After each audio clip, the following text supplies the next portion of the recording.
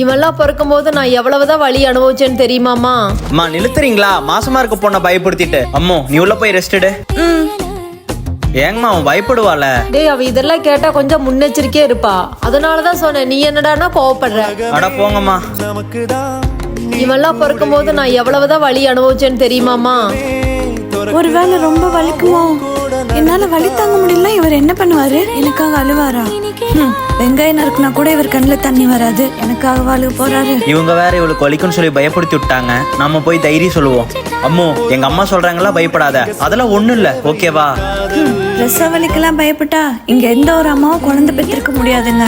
உங்க அம்மாவும் எங்க அம்மாவும் வலிக்கு பயந்துருந்தா இந்நேரம் நம்ம 2 பேரும் இங்க உட்காந்து பேசிட்டு இருக்க முடியுமா சொல்லுங்க? இந்த குழந்தை பிறக்கிறதுலாம் ஒரு பொண்ணுக்கு வரமா சாபமானலாம் தெரியல. ஆனா எத்தனை குழந்தை பிறந்தாலும் உங்களுக்காக அந்த வலியை தாங்க நான் தயார்.